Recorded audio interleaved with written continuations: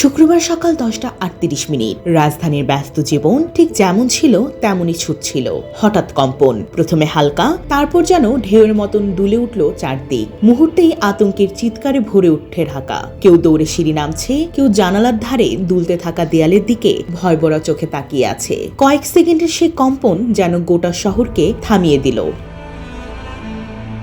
আবহাওয়া অধিদপ্তর জানালো, উৎপত্তিস্থল নরসিংদীর মাধবদী। মাত্রা 5.7 হলেও মানুষের মনে সেটি যেন 7 মাত্রার ভয় হয়ে আঘাত আনল।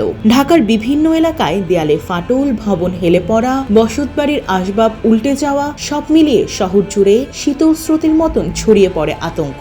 আর পুরান ঢাকার বংশালে ভেঙে পড়া রেলিং এর নিচে চাপা পড়ে চলে যায় অন্তত 3টি প্রাণ।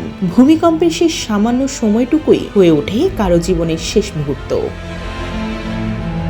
এই কম্পন শুধু মাটি নাড়ায়নি, নাড়িয়ে দিয়েছে মানুষের বিবেকও। সামাজিক যোগাযোগ মাধ্যমে যেন মুহূর্তেই ভরে উঠল তর্ক, ভয়, প্রার্থনা আর সমালোচনায়। এর মাঝেই ইসলামী দৃষ্টিকোণ থেকে সতর্ক বার্তা দিলেন জনপ্রিয় বক্তা ডক্টর মিজানুর রহমান আজহারি ও শায়েখ আহমদুল্লাহ। ভূমিকম্পের পর ডক্টর মিজানুর রহমান আজহারি তার পোস্টে লিখেন, ভেবে দেখেছেন কি আজ ভূমিকম্পের তীব্রতা আরো ভয়ঙ্কর হলে খুব কম সংখ্যক মানুষের শেষ আমল হতো ফজরের নামাজ। সেই লিস্টে আপনি থাকতেন তো? উত্তর না হলেই শুধরে নেওয়ার সুযোগ রয়েছে এখনো। এই কম্পনে টের না পেলেও চূড়ান্ত কম্পন কিন্তু ঠিকই টের পাইয়ে দেবে। তাই আসুন সময় থাকতে নিজেদের শুধরে নেই। তিনি সূরা আল মুলক থেকে উদ্ধৃত করেন, তোমরা কি নিশ্চিত হয়ে গেছো যে যিনি আসমানে রয়েছেন তিনি তোমাদেরকে সহ এই জমিনকে ধসিয়ে দেবেন না? অতঃপর আকস্মিকভাবে তা থরথর করে কাঁপতে থাকবে।